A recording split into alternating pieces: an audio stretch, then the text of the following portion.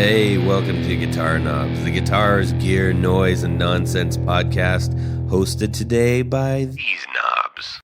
Hey, it's me, Todd Novak. Welcome to the Guitar Knobs podcast. We're thrilled to death that you are listening to our show. Auf Deutsch. What? Auf Deutsch. What does that mean? In German. In German? Yeah, no, I don't know what that means in German. Oh, you don't? No. Auf Deutsch means in German. Oh, now that I understand. Why is that relevant, Tony? I don't know. I think we have a special guest with us. Special guest, who are you? My name is Marcel Fehse from Fehse Guitars. Marcel Fehse from Fehse Guitars. All right. Well, we are very happy to finally get the interview with you. We met you in January in NAMM, and Tony and I were instantly like, well, we got to get him on the show. Yeah. For sure. And where are you calling in from? I'm calling in from northern Germany. It's near to Hanover, a town called Obernkirchen. And happy to be here. Nice. Nice to have you. Northern Germany. It's a pretty country up there. Yep. Yeah. I mean, I've seen pictures. I haven't... It's like I've been there, like, oh, yeah, when I was touring northern Germany. Yes. I've been to Hamburg. Yeah. And you like hamburgers. Oh, it's very beautiful there. Yeah, it is. Well, yeah, I mean, it's a little industrial, but it's nice. Wait, you're Birthplace of the Beatles. Yes. Come on. Yeah, they're really great, weren't they? Mock and show. Tony's dragging out every German phrase he knows. Just get it all out, Tony. I'm done. Just do it. Okay. I'm done. I'll stop. Marcel, I mean, it's Tony, so I can only say I'm sorry so many times.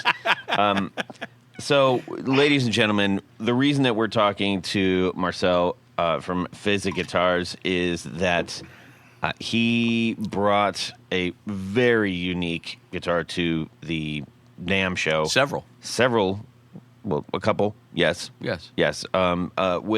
With two very particular unique qualities about them that we're going to get into during the actual interview time. Until that point, if you want to go to Fehse Guitars, you can go to FEHSE guitars.com.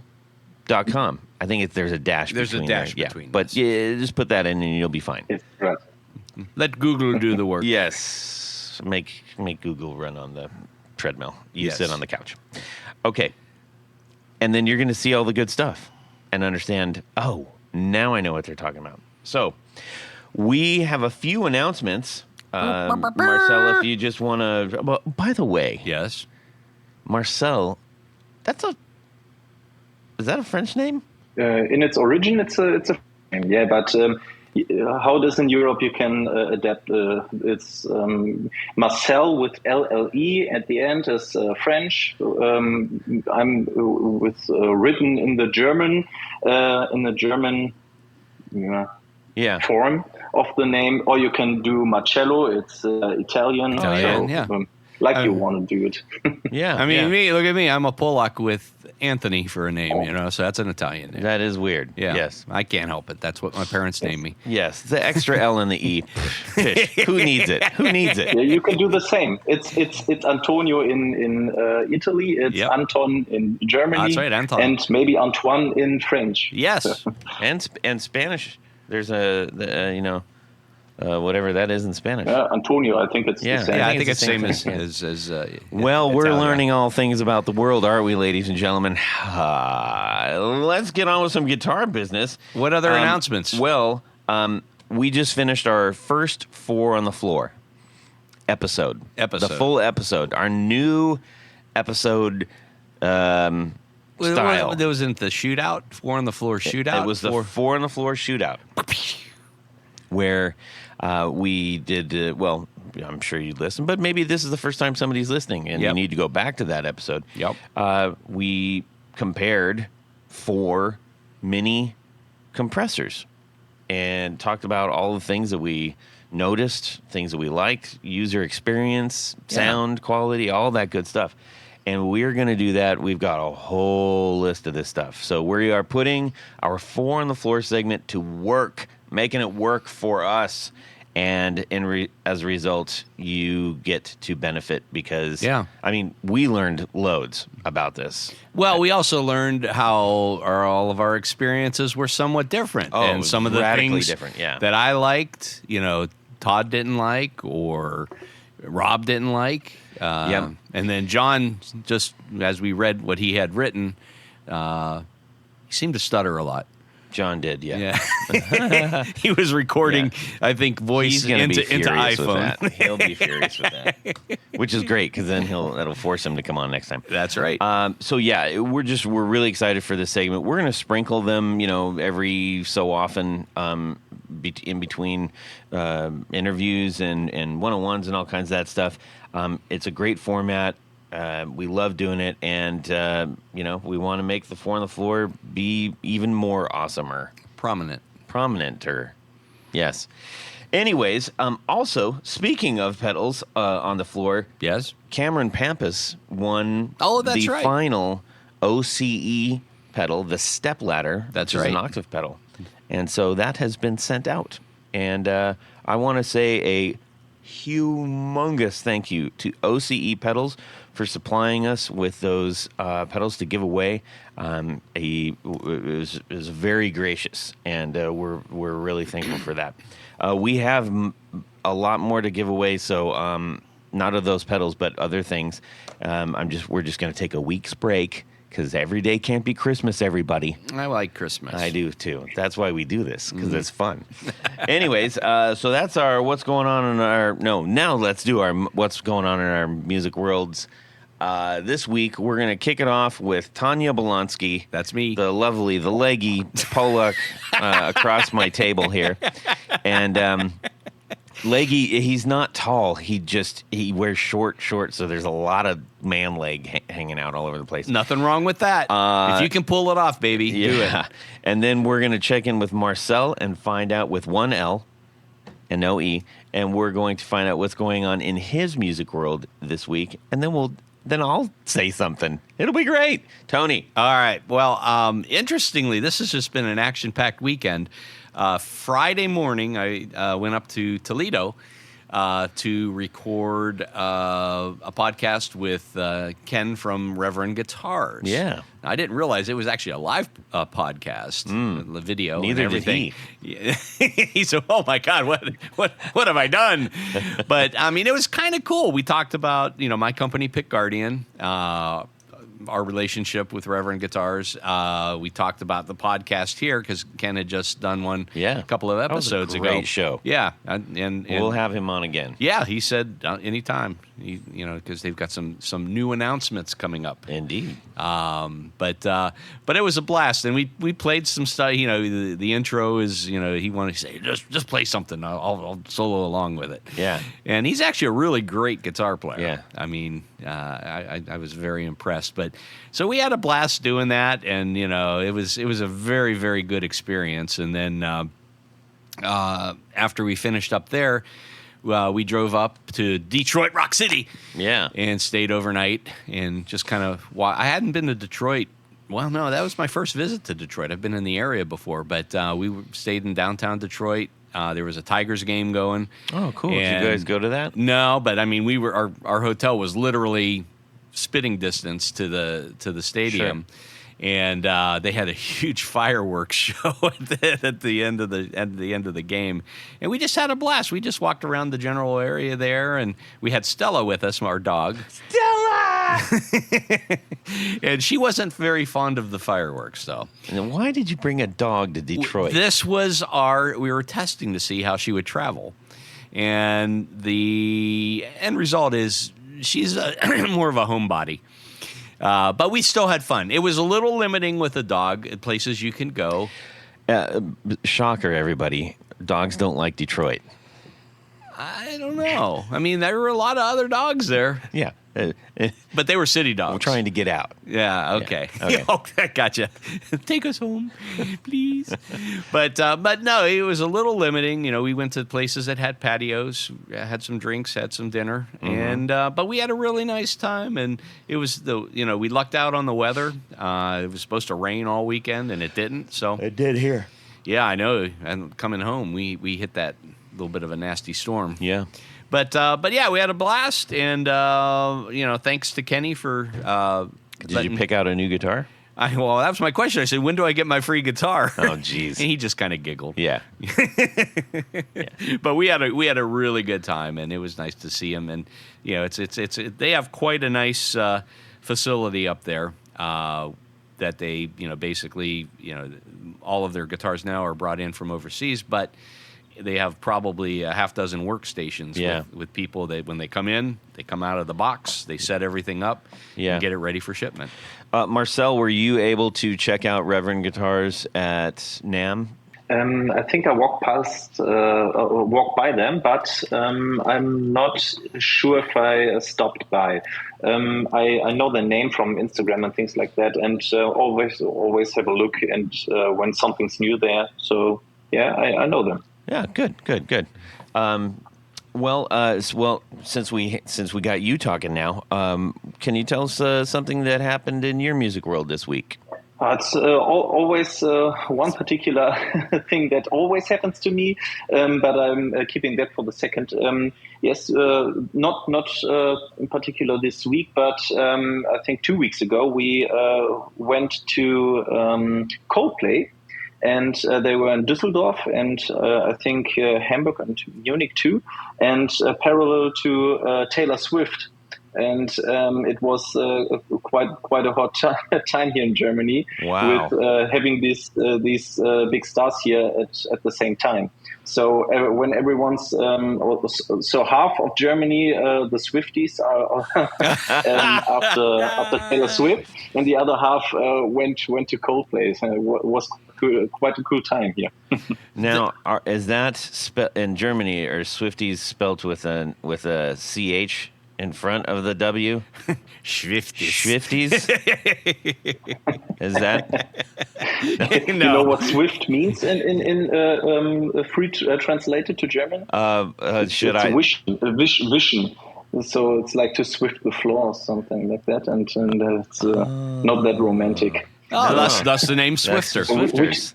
Yes. Yeah. So now I believe that tickets to shows in Europe in general, but Germany and specifically, are a lot more affordable than here in the States. I heard that. Yeah, there was a friend of a friend who wanted to take his daughter to see Taylor Swift in Toronto. And tickets were just outrageous. I mean, they were like really nice seats were like $3,000 or $4,000. That's crazy. And he ended up booking flights to Germany to see her there, and it was cheaper to fly to Germany, see the show, and fly back. That's what somebody one of our people that works at my company. Not that I don't own it, but. She did the same thing. Yeah. That night, her boyfriend said, "Hey, let's go to Germany and see Taylor Swift." I was like, "What? How?"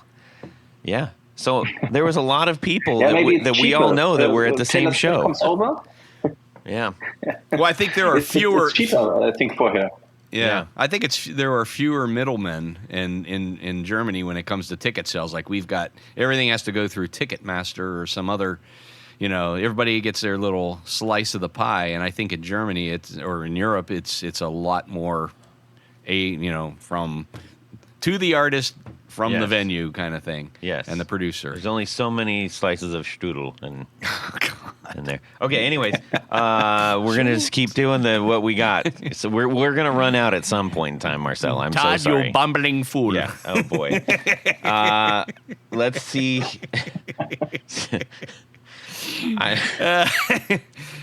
Yeah, we definitely. Hogan's Heroes was very big in Germany. They loved it. Yes. Okay. Anyways, we're going to move forward. I'm going to say stuff. Yeah, I'm going to tell you what I did. What did you do, Todd? Well, I brought out the Tone Bone Big Shot, which Tone Bone Big it's Shot, a passive ABY box. Well, okay. So it's passive. It's because they have an active one. Okay. Which I'm not exactly sure what the active one does. Probably buffers. Possibly, whatever. So this one, I'm kind of testing out between the Marshall and my new Vox. Marcel, I got a Vox AC30 S1, which is it's a single channel with a single 12-inch speaker, and it's sort of like a streamlined AC30 standard. I would say stripped down. Streamlined is better. Streamlined sells things. Stripped down does not sell This things. is why I was never good at marketing. No. And it's just really, really interesting to hear, you know, some things, the pedals that have gone to for a long time, a lot of them don't sound good in front of the Vox, and vice versa. There's some things that sound great in front of the Vox that don't sound good in front of the Marshall. And it's just, so now I'm going like, okay, where's the sweet spot? Yeah. As soon as I get something right, the first thing I do is toss all the fruit in the bowl in the air. Yeah. Okay. I didn't want to say the, Yes. salad thing. Yes. Because then everybody giggles. Yes. Anyways, and so what did you find out? I'm still finding out. Oh, you're still Yeah. A-Bing. Yeah. It's a arduous process. Well, with you, I could see that. She's pedaled all over the floor, and my ears ringing is great. Yes. I think this one sounds amazing. Wait a minute. I thought, well, no, Yeah. it doesn't sound any good anymore. No. I got to start over. Yes. Yeah. Yeah. Well, that's cool. It's And always it's definitely not me, the player. So Well, obviously. And you're not using the effects loop that's in that amp? no, I'm just talking about drives for right now. Okay, driving the front end of all the amps. It is a little bit weird because even I found other pedals that aren't that. So for those that didn't hear, I was trying to put the HX stomp into the front of the AC30S1, and it just flat out. Not only did it not sound good, it just didn't work. It just was like the whole. So then I put it in the back, and then it worked. I don't know if I like how it feels, though. So that may not be an option for the Vox, quite frankly. But then there are some other pedals that it's really sensitive. That thing is really, really finicky. It's a fickle jet. That one is. So, anyways. That was a friend of mine in elementary school. There's two twins, the Barasoff twins. Their parents had a racehorse named Fickle Jet. I don't know why I remember that. But wow, it just popped in your head. Yep. Okie dokie. Well, when I've got pedals all over the floor, that means one thing. That means I also got a lot of Tour Gear Designs patch cables laying all over the floor. I love those things. Yes. So handy. And so many sizes. And I needed all of them. And I'm sure you had to go from the side to one to the top of the other. Absolutely. And the side of the one to the side of the next one. Yep, and I needed to keep them low profile, and fortunately, they did not break the bank to buy all of them. If this sounds good to you, and it should, frankly, go over to tourgeardesigns.com, load up your cart of the already incredibly affordable and dang near indestructible. Yes, I tried to destroy them. He did. He really did. And you're going to get a coupon code area. Put in the guitar knobs. You're going to save how much, Tony? You're going to save 15%, 15%. 15%. They're going to get shipped out lickety-split from Canada. Yes. And they're just wonderful things. They are. And just, really, go in there, see all the different sizes. Just order more than you think you'll need because you're going to need them more. You will need them. All right, everybody. Thank you to Tour Gear Designs Patch Cables for sponsoring our 4 on the floor. Tony? Let me get a little bit of this.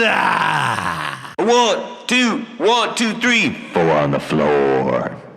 Okay. All right. Marcel Fehse from Fehse Guitars. Am I saying that? I'm saying that right? Fehse. Fehse. Yeah, that's right. That's right. Yes. See, he said I was right, Tony. You had to correct me for no good reason. All right. The good reason is I love to correct you. Marcel, please help me out here. Give us your 4 on the floor. as I said, I'm quite a boring guy when it comes to pedals, but it's I think I own them for 15 or 18 years. I don't know exactly. It's Crybaby Wah, Digitech Digi Delay. Yeah, I don't own it anymore, but it's kind of a fuzz face replica or something like that. Ah. So, yeah. Wait, what was the third one? It's a Barber Limited overdrive. Baba Limited. I think they're not well known, but I don't know. Yes. Well, okay, let's go back over each one. Tell us what you like about it, how long you've had it, or what did it for you? Like on the Crybaby. As I experienced guitar playing, it many guitar players run over your way when you experience the whole world, and when everything comes to wah pedal, and you Google it, everyone seems to have a Crybaby in what particular configuration, I don't know, but I just wanted to have it, and I bought it. So it was quite affordable. At the time, I just know something about a Silver Machine one from, I think, Joe Satriani had one, or still has one, I don't know. And it was out of my range, so I decided to have a Crybaby one. You could modulate some things on the side, but it was okay for me. And I tried many things to maybe what I heard from Tom Morello, something like that, or I don't start with Metallica and Kirk Hammett. That maybe is the most prominent one. But I just try to get into it and see how it works and how it works for others and for me. Yeah. Before you go on to the other pedals, can you tell us what music were you into playing and into listening at the time that you got all these pedals? It's not just one direction. I always loved the music of AC/DC, which is not very well known for a wah pedal. Nope. But if only they could have been something. If they only used wah pedals. They really blew it. Maybe I could give them one. They're in Germany this weekend too. So that's cool. They're playing this evening in Hanover, I think. Are you going to see them? No, I didn't. Couldn't catch up a ticket, but maybe next time. They are young, you know. Yeah. They'll be around. Yeah. No need to rush right in. No.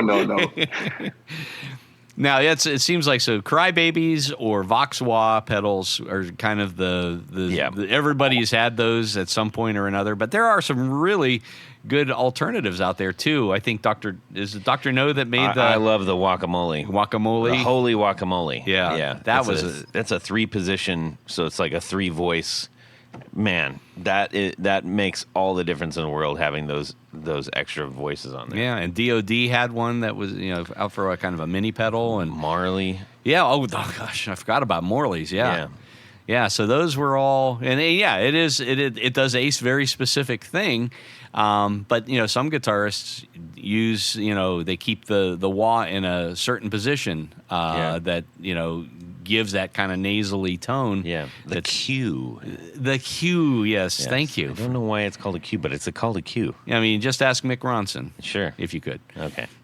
All right, well, number 2. What was number 2? My number 2 was the Digitech Digi Delay. Okay. And it's the same story like the wah pedal. I experienced Rage Against the Machine music and Audio Slave at the time, and I stood there and thought, what could you buy? And Tom Morello always talked about his delays and things like that, and I just wanted to try it out, and I did. So the Digi delay, or in specific, a delay pedal is, I think, the most important for me still. Interesting. Now, is that the? No, I'm thinking of the DOD delay. It had that big giant stereo, like the 1/4-inch jack that went in the back. one. No. This I know this pedal. Yeah, I know. I was my head. I was thinking. For some reason I was seeing the DoD delay.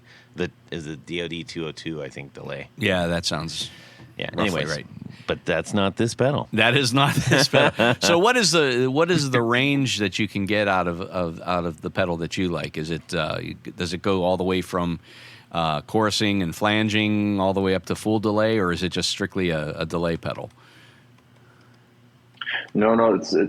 As I remember, as I said, I'm a very, very boring guy when it comes to pedals. But as I experienced it, the range was for me pretty wide. Maybe there are pedals out there that could do 2 times more. I don't know. Mm-hmm. But the most interesting thing for me was to go from each side of the range to the other one and see what happens when I play, or when I just damp it and experience what it could do with other combinations of playing styles, and maybe in combination with the wah pedal and things like that, and exchange them in the chain. Mm-hmm. And that was pretty impressive to me as a young guy who experienced the guitar for itself and started to get into these pedals, and it was a whole new world for me. So it was quite interesting to work out what works for me. You know what I mean? Yeah, no, absolutely. That's what everyone should really do. And if you have the opportunity to try different pedals, whether it's at a store or you have borrow a friend's or whatever, find out which one does what you want it to do. Yeah, these are super affordable on Reverb right now. By the way, I've seen one for. So like 25, 37, 50, 58 hike. Yeah, certainly under $60 US. I mean, you can buy new ones, and that's in like basically like a Boss style enclosure. So wowzers. Yeah, very cool. Just get it for the enclosure, and if you don't like it, house something else in it. Jeez. There you go. All right. And the third one was one that we hadn't heard of before. Is that right, Todd? Yes. What was that? How do you spell that? Do you recall? It's a Barber Limited. It's Barber, like the barber you can go to. And it's, I think, Barber Electronics or something like that is the manufacturer. Got it. And a good friend of mine gave it to me and said, try it out. And as I said, I'm quite boring. But it went. It turned out it was good for me. So I kept it. And when I play with pedals and overdrive and things like that, I always use this one. So Wow. Wait, is that the black one or the gray one? The black one. Very nice. Well, those are worth a lot. I'd hang on to that. Mm-hmm. We just looked it up, and this is Barber Limited, BABER. There are 2 models, and right now they are going for an average of about $320, something like that. Yeah, it depends on which version. It looks like the silver ones were the early versions, and those seem to be worth a little more. Yeah, but the black ones, but there's a black one here for $323. Yeah, and 200, 250. Yeah, yeah, very nice. So there's that. I've never heard of that one. All right, put it on the list. All right. Last one. What do you got there, Marcel? And it's the one that I don't own, or the one that you can't play anymore. It's like a replica of a Fuzz Fehse. Oh. And the same friend gave it to me, and I don't even know if he has if he owns it at the time. But this was a quite cool thing for me, because I didn't know about at the time. Of course, nowadays I do, but at the time I didn't know anything about fuzz. And I always read it and couldn't imagine what this one was, because you have a overdrive and things like that, distortion, and everything makes it harder and harder and harder. And at the time, for me, everything, not everything, but let's say a lot of these pedals were the same to me, because it made everything heavier, and you couldn't pick out anything special about them because our amplifiers and things like that weren't that good at the time, and it was nothing new to me. But when I experienced the fuzz, it always remembered me on let's say Jimi Hendrix and things like that. It was quite new for me, and I experienced as I heard it and played it.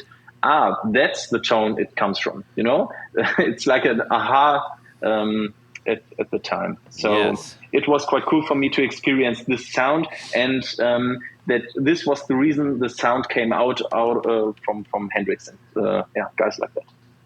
Got it. Well, that was, see, now you didn't put too much stock into thinking your 4 on the Floor was going to be any good, but look at all the great things we've talked about. Yeah. Yes, I love it.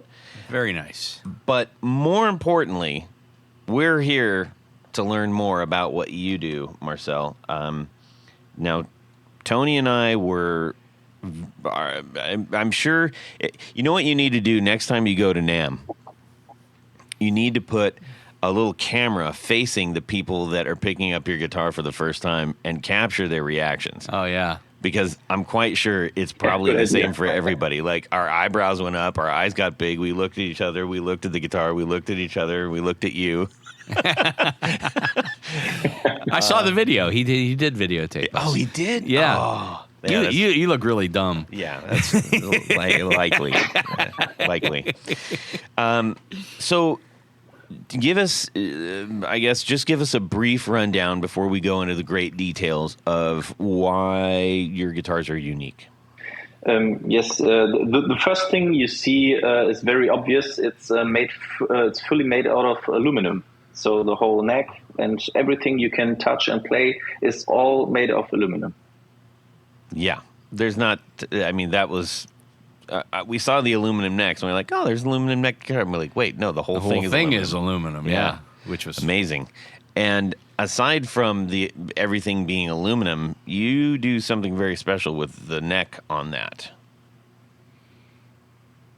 Yes, it's hollow as the body too to keep down the weight, and you try to get a middle thing. You don't want to make this one too special, too gimmicky, and too expensive. But on the other hand, you have to put many thoughts and ideas into it to keep it usable.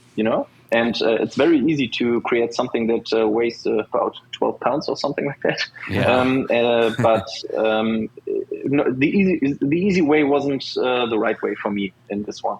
So I tried to be to go into this thing with more ideas and very detailed. Yeah. And the one thing that things like that. Go ahead. Yeah. I was going to say the one thing. Yeah. You have a little delay. Okay, I start. You go now. It was very important for me to get through and not just to have something special. Okay, aluminum is quite still a special thing with guitars. It's not new, but it's still special. And I don't want it to have something special. And people grab it and think, oh, aluminum is light, right? Take it and say, oh, that's heavy. Everyone thinks it's cool until they grab it and touch it and say, oh, it's heavy. Everyone is looking down and isn't happy anymore about it. And I just wanted to reach this point that people say, oh, it's light, right? They grab it and say, it's really light. Yeah. And then you come into a whole other conversation when you tell people, it can be quite heavy. But I had some ideas to keep the weight down. Yeah. Well, that is certainly the case. We were both really surprised at how light that guitar actually was. And what surprised me was what surprised me. The profile of me first. No, me first. The profile of the back of the neck. Yes. Which is kind of squared off, maybe octagonally or something like that. And when I looked at it, I said, "Oh, that can't possibly be comfortable because it's got kind of ridges around it. It's not a smooth curve. It's like a three, isn't it? It's a 3-facet neck, right, on the back, or is it 4? No, it's like three. You have a flat surface on the back, Yeah. and the radius is going to the sides, to the side dots when you want to explain it like that. Yeah. So it's like a half of an octagon for those Yeah, people. there who you go, go. what do you mean 3? What's this facet stuff? Yeah, but it was I think a very comfortable guitar to play, and I think It was shockingly comfortable. it gave I'm not a big fan of like V-shaped necks. I kind of like them. You like them? I do. But the one thing about a V neck is it gives you a place to plant your thumb. Yeah. And in this case, with those kind of squared off edges, your thumb really felt like it had a place to plant on it. I think it's also interesting because if you actually if you hold up your hand in front of you, okay, you might think it's round, but it's not. It actually almost looks like a wrench. Like, I mean, that's probably where they came up with the adjustable monkey wrench, A croissant wrench? a crescent wrench. A Yes. croissant wrench. I just realized that. Oh my goodness, my hand is a wrench. And you play like your hand is a wrench. But yeah, you got the one side of your thumb, and then the web actually comes to a bit of a point, and then it shoots up on another side. I mean, Yeah, I guess so. I actually felt like I had more contact with the actual neck, as opposed to like floating on it with my thumb and the ridges right beneath the end of my fingers. Which some necks, if they're too thin, that's kind of what you end up doing. And there was actually more contact with it, and I thought that was a really unique experience. Am I imagining things, Marcel, or is that the intent? No, it wasn't the first intent. My first try with the aluminum neck was quite round. There wasn't any weren't any edges or something like that. But many people who played it said, "Oh, it's quite cool," but I don't have any orientation on the back of the neck. And as I tried to get down with the weight and experienced how I could do the thing with the self-strengthening structure in the inner side of the neck and make it hollow, it appeared to me. Then the last thing that I wanted to do was kind of the curve at the back of the neck. And as I looked at it, there was this thing that you explained a few moments ago, and I thought, oh, maybe this could be the orientation everyone needs or wanted to have. And I kept it like that and gave it to people, and they said, oh, that can't be comfortable. And just one person in the whole thing said, oh, it's not comfortable for me. Everyone said, I think it isn't comfortable, played it, and said after a few seconds you don't feel it anymore. It's quite comfortable. It was shocking. I mean, it this really is how was. I kept it. Yeah. It was a very eye-opening experience because, yeah, you're right. When you look at it, you think, how is this gonna? What is it? What got? Did this guy fall off the bed? What happened? Hey, how about some sandpaper, buddy? Yeah, and then you hold it, and I was absolutely stunned at how incredibly playable that guitar was. Yeah. Yeah, and it actually... Paul Reed Smith said something else.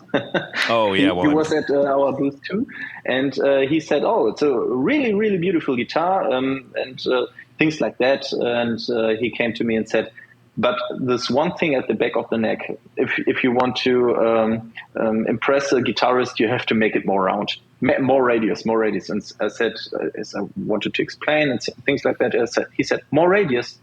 And went away. It was a very nice talk we had, but he wanted more radius, which is kind of okay too. Of course, I have another option to make it with a more radius. Make it smoother if anyone wants that.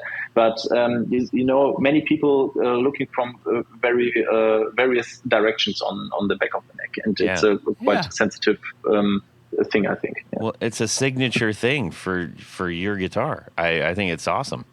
I don't know if this was any kind of an influence, but I know a lot of, I don't know if ancient is the right word. Maybe what would you call it? Medieval, instruments of old. A lute. Instruments of old actually had more angled necks.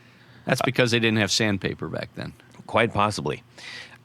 They just had angled shaped trees, I guess. Yes. But yeah, I mean, a lot of them do have. They have V's. Some of them even have. Lutes. Even the necks were. How do you want to say that? Well, they were laminated together, pieces of wood, and they have ridges and stuff. So I immediately thought of that. I was like, oh, I wonder if you said, hey, they used to make instruments like this. Why don't they anymore? Let me make that. What was well, you kind of actually told us it was just like, well, hey, there's this. Let's see what this looks like. I get it. Have you, experienced or tried any of some of the other aluminum guitars or aluminum neck guitars, like the Valinos or the some of the Kramers that had the electric guitar company too? Yeah, that's right. They're the foremost ones right now. Yeah. I mean, have you experienced those, and how do your guitars compare? Or how do you feel that your guitars compared to those? Yeah, it's quite difficult because the first thing I thought about was making an electrical guitar out of aluminum, and the second thing I thought about is some things like that existing right now. And afterwards, I came to realize, okay, there are Kramers back then, and things like that, and I experienced these later, but I never had any other aluminum neck in my hand, except for the Bagulei necks. When do you know them? They come from Germany, or northern Germany too.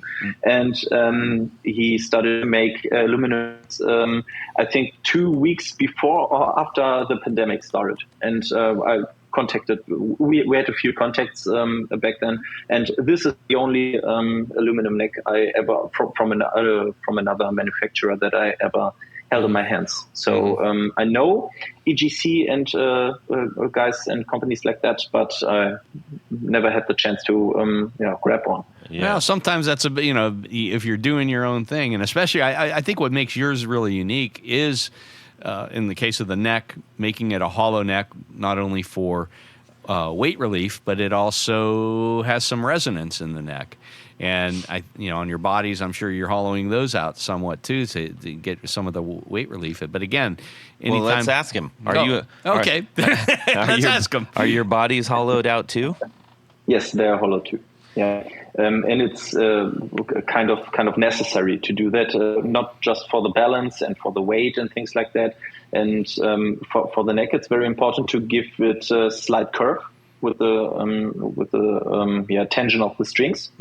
So otherwise it would be very, very flat, and it's not that good for playing for the ability to play this neck. So it comes always comes to the point when you that you have to get a more, let's say, I'm missing the vocabulary. So maybe relief to wait it out more. Okay. Yeah. Now, I'm assuming the necks are not adjustable, like with a truss rod or something like that. If a customer wants to switch up string weight or string tensions, like go from 10s to 12s or going lighter, are there any ways to adjust for the customer preference, or you kind of say these are the strings you have to use? The only thing that you have to change is the nut, and nothing else to change. I tested from 8 gauge to I think 12 or 13. Okay. I think 12, and measured everything, made to drop D and E and going one note higher, just to try it out, you know. And it wasn't. You could measure something that that the neck is going to make a curve a little more, but I just write it on a piece of paper somewhere, and it was just, I think, 1/10 of a millimeter.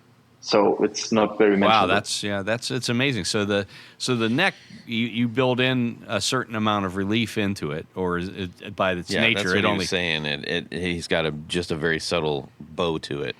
A subtle bow. A subtle bow. And then and so you just change out the nut, and if you want to change the string gauge, is that right? Yeah, that's right. It's the only thing you have to do. Okay. I imagine that in creating these guitars, you do have kind of a unique opportunity to be extremely precise with where you are actually weighting the guitar. A lot of times when you have a hollow body, at least I experience this, the upper shoulder of the guitar can kind of start to flip forward on you if it's exactly symmetrical in its build, or if it's just not thought about, we made a semi-hollow guitar or a hollow guitar. Are you counterweighting the actual body of the guitar to help compensate for that at all? No, I don't counterweight something like that. I just tried to do something, and tried it with a hollow neck and a solid neck, and that's no surprise for you. The solid neck really goes into a neck dive, and for certain reasons that I explained a few minutes ago, we can't do a solid neck. And afterwards, the neck was done. I focused on the rest of the guitar, so the body, and looked where you can strap it on, and the strap pins. Your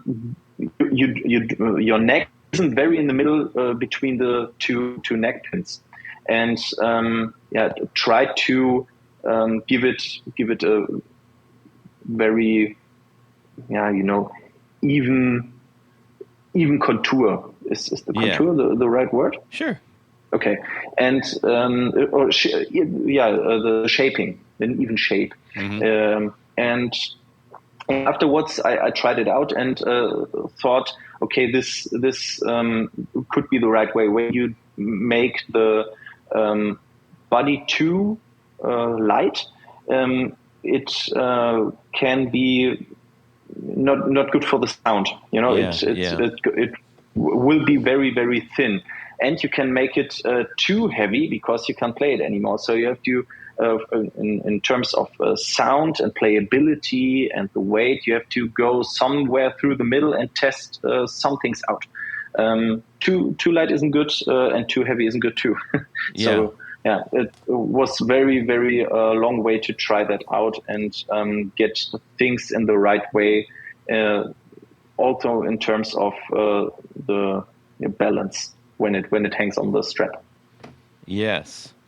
And you also, I'm assuming you're manufacturing and designed and manufactured the bridge that's on these guitars. Is that right? Yes, I designed it for myself because on my first try, I've tried to make a Telecaster body out of aluminum, and it was very, very heavy. And I just bought a wooden neck somewhere and bolted it on, and it was I think it's a 5 kilograms straight, and I think it's 11 pounds or something like that. Yeah, that's so. It was very, very it was very heavy, and but I experienced. I was done with it, and I was quite proud that I did something like that with I don't know how old was I, maybe 21 or something like that. And afterwards, my mother came in. She doesn't know anything about aluminum guitars or something like that, and said, "And the neck?" I said, "Yeah, has to be wooden here." And she said, "Oh, then it's not yours." I said, yeah, you don't know nothing about it. Thanks, I don't Mom. care. She said, make it aluminum too. And I said, yeah, okay, maybe I try. And I've gone to. Then I thought, okay, the one next thing I will do is another neck. And as I finished the neck, I experienced that the bridge isn't fitting. Several bridges I could find are not fitting in terms of height and several things. At the end, it's kind of a optical thing too. And I just designed another bridge, and then I come from one thing to another. And now it's everything self-designed. That's nice. How about the pickups? Are you using a specific brand, or are those something you're doing yourself as well? No, the pickups I'm getting from Fehse. Do you know Fehse? No. He's from Germany. Do you know Tausch Guitars? No. Think From Germany. I think our friend Frank Daimel is our only other real German connection, I think. From Daimel Guitars. Yeah. But no, I think I'm not quite sure. I think Daimel is using Fehse too, but I'm not very, very sure. But the one thing I use is Fehse and Kloppmann. Is that Heusa or Hause? Heu, Fehse. It's H and it's A, so it's AEUSSEL. Oh wow, I was way off. Yeah. Indeed. And the other ones are Kloppmann. Now, I think it's worth mentioning you have a really unique actual nut on the guitar, which is it's a string through nut. Can you tell us about that? Yeah, it's quite simple. I looked at other guitars without an angled headstock, and for some reasons I wanted a straight headstock, and everyone is using a string tree, and they are quite ugly, I think. So I just wanted something else, but not a string tree. It's quite ugly, I think. Not on every guitar, but I just don't want it to use a string tree, and because of that, I designed this nut, which is a little wider than a normal nut. And it's as I mentioned a few minutes ago, you have to change the nut when you change the string gauge, because it's milled half of the diameter of each string. So you have the maximum surface for each string to lay on and give the vibrations to the neck. Man, oh man. Somebody needs to hire you to make rockets or something. Well, let's talk. We are not allowed anymore. So. Yeah. Okay, you went there. We did. Oh my. Yes. Anyways, just a dumb joke. not allowed. Oh my. I wasn't prepared for that. Now, it looks like you also have a wide variety of colors available. Are you anodizing the aluminum? Is that how you're getting your colors? You could anodize it, but I have always gone along with the feeling of powder coating. Oh, I think it's That's interesting. Yeah. Because I mean, when I looked at your samples, to me it almost had an anodized look to it, but it's powder coat. That's kind of cool. It is. I would highly encourage everybody to go. It's going to be really easy to check these out on Instagram, and you get to see the colors and all that stuff like right away, so that you can kind of get and a lot of the details that you're sharing on your Instagram are great. Definitely people go there. Now, I want to just make a quick left turn here. Not everybody says, Self, after I finish lunch today, I'm going to engineer a fully aluminum guitar. How does one get to the state where one says that? Yeah, as I started to play the guitar, I think it was quite late when I was 16. I've gone along with my training I think it's an educational scholarship or something like that. I don't know the right name for it at the moment for as a metal worker. And in Germany, it's like that. You go 3 years or 3.5, depends on the job, and you go into a company and have 1 day in school. So you go there and work with other people, and they show you things, and it's you like, get better and better. And like so an apprenticeship. Yeah. A journeyman. an apprenticeship. Yeah, right.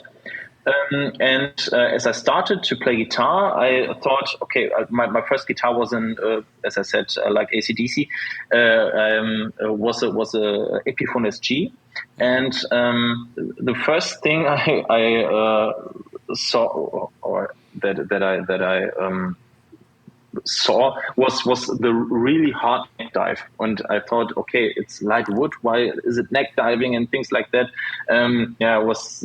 Wasn't that cool for me, and because of these thoughts that I had, I thought, why is it made of wood anyway? And I thought, why can't someone build it out of other materials? No, I'm a little bit smarter right now. A few years later, I know that carbon and other materials, but at the moment, I thought maybe I could do something out of metal, and everyone said, "Yeah, okay." Go home and have a sleep, and tomorrow you will think other different about this. Yeah, and afterwards, this thought didn't leave me alone. And at some day, I just ordered a plate of aluminum, started to cut it out and weld it together, and everyone said, what are you doing there? I said, leave me alone, I want to try something out. And the first Telecaster that I mentioned came out of my hands, and I handed it to my guitar teacher back then, and he said, I will first say it in German. Das kann ja nur scheiße klingen. He said that just can sound like shit. You said a dirty word. And he played it, and he said, "Wow, it sounds quite good, but why?" And Nein, scheiße. Then I tested. Yeah. Nicht scheiße. Yeah. Okay. Fine. But so you're very that's the origin of my apprenticeship. And your first one was hollowed out too. Is that correct? It was hollowed out, but it had like a core.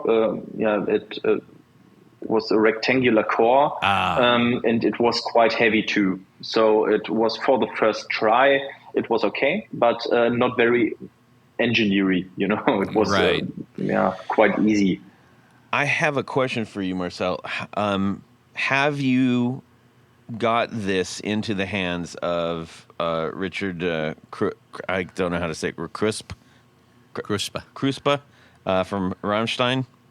Not yet. Not yet. What are you waiting for? Guitar for him. This is like tailor-made for him. Seems fitting. You're right. Yes. Well, see, he listens to the show every week, so now he'll go, wait, what's this? I need to get a hold of this Marcel character and get a guitar from him. It's going to happen. I know it. Yeah. Happens all the time. Yeah. When you know it will happen. I'm very sure. What got you into the desire to work with metal? I mean, it's quite. You're very, very accomplished. Obviously, your engineering skills are pretty incredible, and your craftsmanship is pretty incredible. What drove you to that line of work?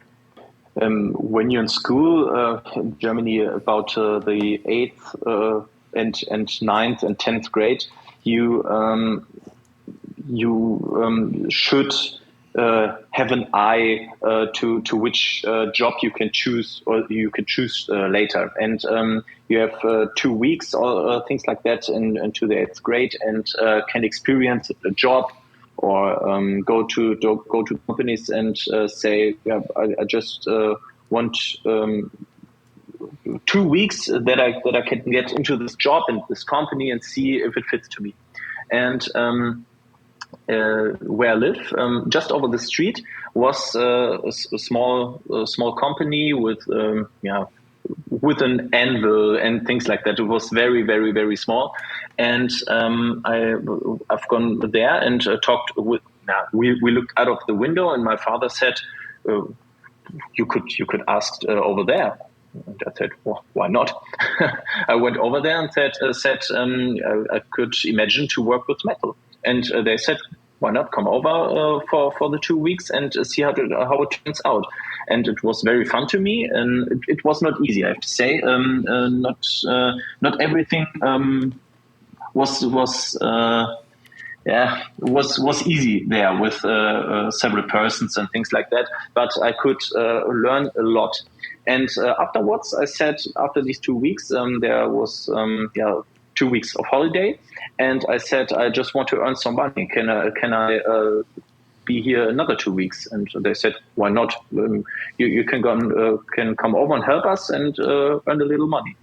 And in the 9th grade, I experienced the same, and gone there for the holidays too. I think 2 or 4 weeks afterwards, and they said you can do your apprenticeship here if you want. And after the 10th grade, I went there, and So wow, so you know really early on. Seems pretty easy afterwards. Yeah, I've been doing this a while already, and I'm only 12. I can't imagine a metal worker wanting to say, I think I want to make a wood guitar. Yes. Now, after you've built this, how many years are you working in this for doing the Fehse Guitars? And the first guitar is I finished. It was quite a long time I worked on it, but I think it was with 21 or 22. Now I'm 33, so 12 years. Wow. I think, then I started back in 2018. I made a trademark out of as the Fehse Guitars. I made a trademark, and 2016, so back a few years, I bought the company that I did my apprenticeship in. So oh wow, turned out quite good. That's great. That's fantastic. I imagine, because people see what you can do with the guitar, that you've been asked to make other things. Yeah, we started to make other things, and people said, "Oh, you're making guitars too." So we are welding on railway vehicles, and build stairs and balconies and railings and structures with beams and things, and that's our main. And the guitars, came from the site, and now we're making guitars too. Wow. Okay. Now I better understand that whole picture. So tell us, you've been doing the guitars for a while. You got great reception on them. You got, goofballs like me and Tony saying, "Wow, look at this." What are you doing for future, or are you working on that now? You experienced at the NAMM show the racer model that I have. It's a double cut model, but my first model was tailor likely. It was a single cut, but it was very quite heavy too, 3.5 pounds. I think 7 or 8, 3.5 kilograms. So it's 7 to 8 pounds, which was quite better. But it was very, very flat and uncomfortable, I would say. And now I overworked it, and it was the Aviator model. And now I overworked it, and we will produce this one for the next NAMM show, and another a model called the Diver. It's a kind of, on the first look, like a middle thing between the Yamaha Revstar and an ES. Yeah, quite in the same direction. Okay. This one, and because of the modular system that I have, it's possible to take these models and make them to a headless model. You just can switch out the bridge to a headless, and can switch out the neck and have a headless model. And the same thing I'm doing with the vibrato system, but that's for the next year. I think I'm not quite sure that I can present it on NAMM, but I hope. But I'm sure it will be these three models that people can experience. Interesting. So you're planning on going to NAMM again this year? Or next 25, yes, already 25? Booked. I'm at the Boutique Guitar Showcase with Jamie. So. Oh, fantastic. Nice. Well, we'll hope to see you there again. We will meet, I think. Yes. Okay, so that's a lot going on. Boy, you know what's interesting? You brought up the vibrato system. The whole aftermarket vibrato system is really starting to develop. We're seeing a lot of great innovations over the last several years with those.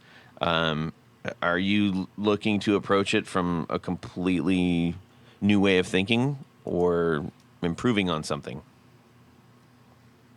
I'm not quite sure yet, because the things that I saw, the newer ones, to be honest, are quite impressive. What you can experience, but it's not fitting for me right now. I think because, as I said, the modular system stands at the top of everything, and I want everything to be exchangeable, and I think I have to rethink the whole vibrato system. But as I said, I'm not quite sure yet. I have to search my way, as with the rest of the guitar. Well, if you want to throw everybody for a loop, make them out of wood. Perfect. This guy's incredible. He's a rebel. He's a maverick. I love it. Well, Marcel, we really appreciate you sharing your guitar and your story with all of us. And I encourage people, if you're going to be out at NAMM this year, make sure you stop by the boutique area of this showroom, and you're going to see a lot of people that have been on the show, by the way. And Marcel, you were actually surrounded by fellow guests from the show, and didn't even know it. But there's a lot of incredible designs out there. Not least of all to mention is Fehse Guitars. So we appreciate what you're doing, and it's really amazing. And I hope that other people over here get a chance to experience what it is like playing one of those. We're going to do one of our favorite segments on the show right now. Tony? Mm-hmm. That's right, Todd. This segment is a little game we like to play called Would You Rather? Yes. This is also Marcel's favorite game. I doubt it. Let's see. So this week's Would You Rather, we try to answer the age-old argument of whether heavy, denser guitars are better or lighter, airy guitars are better. Interesting. Now, this is where the science comes into it. Now, hopefully we don't lose anyone, but we found the heaviest wood and heaviest metal and the lightest wood and lightest metals to make guitars out of. Yes. So we're going to start with option one, which will be the heaviest one. And this is the body is made of black ironwood, which comes in at 84.5 pounds per cubic foot. That is dense. This wood will not float in water. Yeah. That's how heavy it is. By comparison, I believe mahogany was like 45. Yeah, it was. It might have been a little less than that. You can imagine a solid 70s Les Paul times three. Thereabouts, yes. Now, we're also going to couple this with a metal neck. Now, we're working under the assumption that, cost is not an issue. Yep. And that these are actually attainable to use these metals.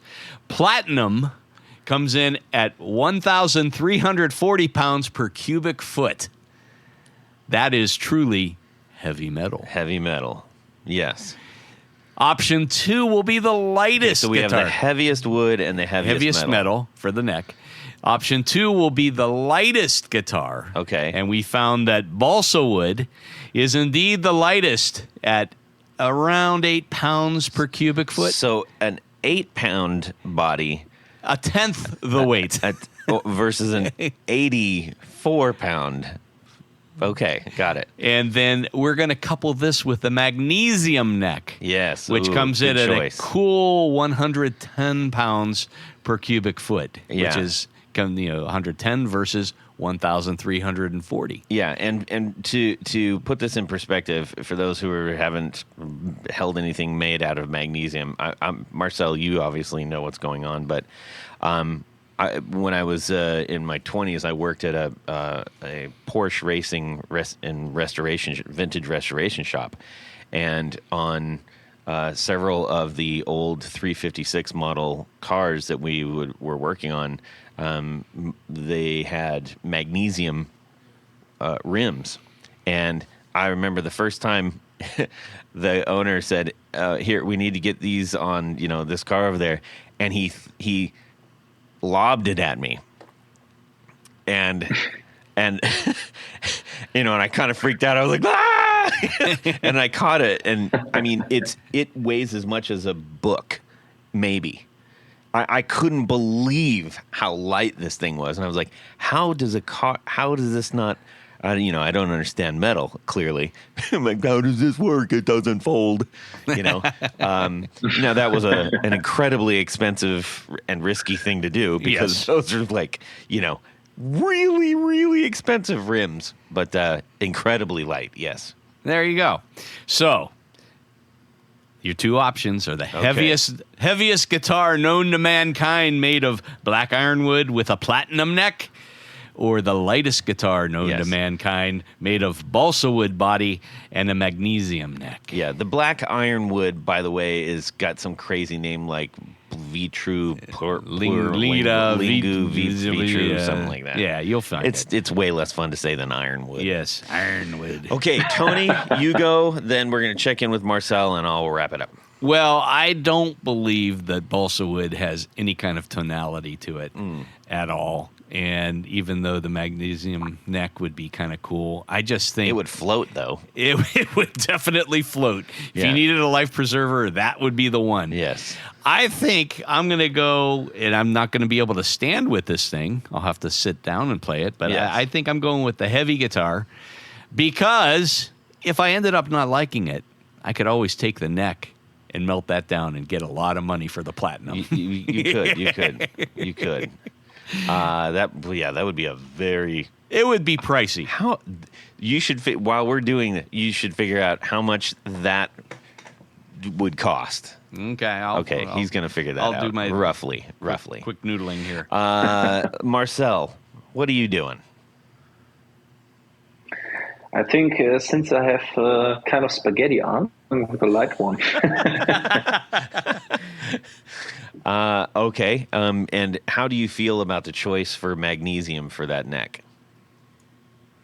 I think it's a quite good choice, because aluminum is always mixed up with magnesium too, and many people, like in the automobile industry, are using and aircraft industry are using magnesium too. So it's quite a good choice for it. Yeah. Now, do you work with magnesium? Not in a direct way. Just the amount of magnesium that is contained in aluminum plates and things like that. So it's always aluminum. So it's ALMG3 is the standard aluminum, and it contains solid amount of magnesium in it. So Got it. if you want to count that, let's say yes. Okay, got it. Now, brief question. Okay, while Tony is still crunching the numbers, does it bother you when the British call it aluminium? No, so we have to write down aluminium too. So it's the same way of writing it. But I've always gone along to say aluminum. So Yes, well, that's the way you no, actually they can talk how they like. Yes, Well, where does the extra I come from? they made it up. Aluminium. Yes, it's wrong. But everybody can say the way they want. We're just saying, that's not. Yeah, now you've offended all of our British I know. friends. Thank you. Do you want to know how much platinum is? I do. So You today, mean platinum? Platinum. Excellent. Nice. I like you that. did that. You're fast on your feet. So today's pricing for an ounce, this is an ounce of Yes. platinum, is almost $1,000. So 960.26. I'm guessing you're going to need close to Like 3-4 pound neck. yeah, maybe. So a That lot of sound money. about right, Marcel? I just have to look it up. I'm interested right now too. So Like, let's say. how heavy is your neck? My neck is about let's say 1 kilogram. So I think 2.2 2 pounds, yeah. Okay. pounds. 2.2, yeah. Yeah. Well, it can be done. It can That's be not done. outrageous. I thought it was going to be Well, that's much like more. $32,000 or so, though, maybe 35 when all said and done. I think it's 7 times heavier than I looked it up real quick. Yeah, I think it's 7 times heavier. Yeah. So, and also you have to factor in, you have to start with a block of it. Oh, It doesn't yeah. come in a neck shape. So you're going to have to mill all of that stuff off, Oh, boy. And that's wasted platinum. All right, we'll just say $50,000. That's an expensive guitar. yes. Just for the Doggies. neck. Okay, there you go. right. That's your mountain, Marcel. Make a platinum guitar. Yes. Are you my first 2 customers? Or? Yeah. Oh yeah, Indeed. the check is in the mail. Yeah, We'll get exactly. that right over. Yes. You take Now you're PayPal. standing in the front row, so you have to say yes. Well, I have to go. I'm going with the heavy guitar on this one. Yeah. Because I think it's going to sound pretty amazing. I think it's going to sound dark. It'll sound very dark, but it's I can say I've got the heaviest guitar in the world. Yes. That's kind of cool. For a minute, As long as you don't have to stand up and play it, you'll be yeah, fine. well, I could do that. I'm pretty sure, I could handle that. Compression socks, maybe some knee braces, it'd be fine. Anyways, we need thank you, Tony, for coming up with that ingenious. I tried to be a little scientific this week. I appreciate that, and so does Marcel, being a metal scientist of kinds. Yes. We need to thank a few people, and then we are going to bid adieu, Auf Wiedersehen. auf Wiedersehen, goodbye, farewell to our friend Marcel. Did you ever so Yes, long? I did. Farewell. I was trying Auf not to do Wiedersehen, that, but you. Yes, I get Okay. it. Yeah. You know how it goes. I take the airplane. You take the footpath. Okay. Go I ahead. am the king of low-lying fruit. Yes. So that's right, Todd. At this point, there's a special group of people that we love to thank. These are our executive producers. Now, an executive producer helps make this show possible. How do you become one? Very easy. You head over to patreon.com/the Guitar Knobs. Check out a couple different levels in which you can participate, become a friend, a sponsor, a hero of the podcast. Each level comes with some very nice thank you gifts and opportunities to win great giveaways. Yes. Yes. Like a platinum guitar that Marcel's Yes. going to design. Yeah, well, just send it over. We'll give it away for you. But in addition to all that great stuff, there's one thing more. What is that, Todd? You get to make it into an Explorer body style. Oh. That's not it? Okay. No. You get to have your name read on the thing. Your name read on the thing. That's what I'm going to do right now. So special thanks to these executive producers. John Sebastian, Trevor Ellenberg, Cameron Pampas, James Bell, Eric Hemmer, Brett Hogarth, Gregory Randall, Don Kloss, Ralph Gottschalk from Wonderful Audio Technology. What? Rusty Sneeden, Vader and Pedals, John Halverson, Rick Calhoun, Trevor Gunberg, Elad Mizrahi, Richard Kendall, James Pennington, James White, Justin Jones, John Esterly from Rare Buzzer Effects, Anthony Lathrop, Stefan Lamb, Michael Senchuk, Ken Sayers, Darren Gregory, Tom Barazin, Michael Davenport, Eric Merrow, and Plutonium. Yes. We'll call him Plutonium from now on. But you know, Todd. I do. He's a nice guy. Mm-hmm. There's one... Handsome, too. Beauty is in the eye of the beholder, as they say. There's another special group of executive producers. We call them our Grand Poobahs. Now, these fine folks are the creme de la creme, the top of the heap, the A number ones.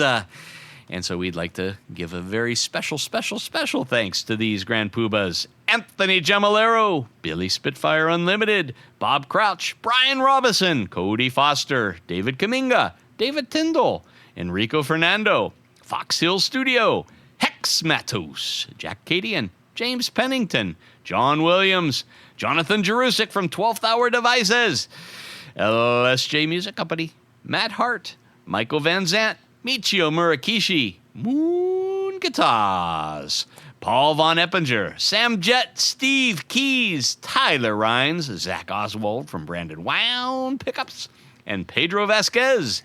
Thank ya. Indeed. We are truly grateful for all of you who support the show, because then we get to talk with friends like Marcel and find out all about all the good things that these people are making and share that with you. All right, Marcel, where can people find the things that you are making?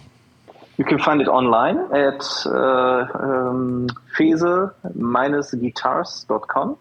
You can find it there. You can find it on Instagram. Just search for Fehse Guitars.